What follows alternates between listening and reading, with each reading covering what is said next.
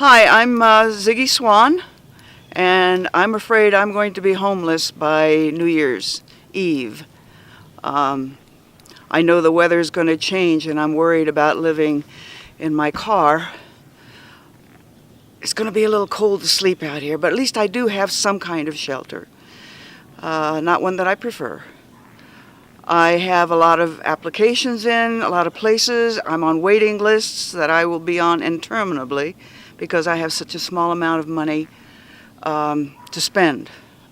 I'm getting approximately $12,000, not $12,000, $1,200 a month, and there's just nothing within my budget. I put my ads out on Craigslist, and I've gotten back some unbelievably nasty stuff. So that's not working. And this is a bigger picture. I mean, we probably assume that there's a lot of people in your situation, right? Oh yeah, that's the whole idea with this, that I wanted to personalize this situation because I'm finding out by applying to all these different agencies that my age group, the 70s, the baby boomers, we're ending up in this situation where we're having to live in our cars because we have to wait for everything. And by the time we're done going through this process, well, we look no good anymore because you can't bathe properly, you can't do anything properly. It's a downhill slide. Right. And if the government and local authorities and charities and people that would help folks in your situation could change the way they do things, what would it be? Oh, I wish I could address that. I'm afraid we're going to lose a lot of things, though, with this new administration that's coming in. I have no idea. I'm totally lost. I don't know what to say. And as you go through the day-to-day process of figuring out where you're going to live next, what's the most frustrating thing for you?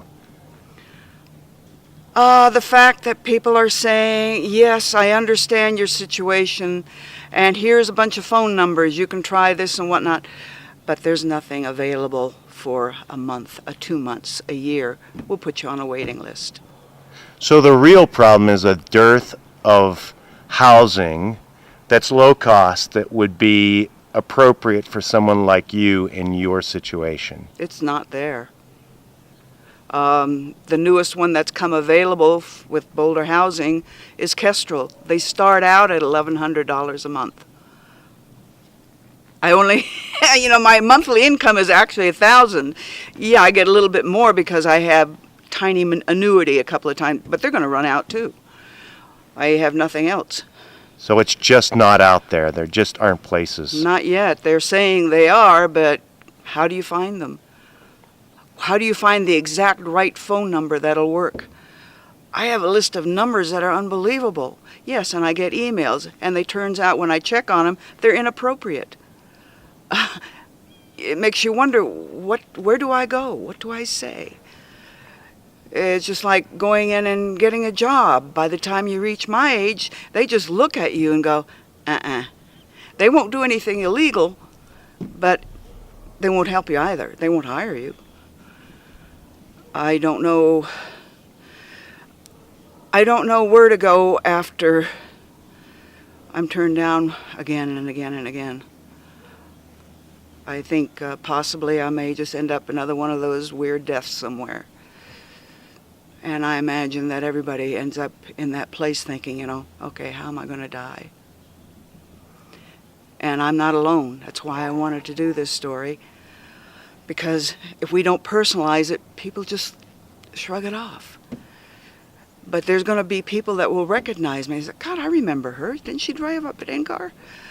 And after a while, you're forgotten.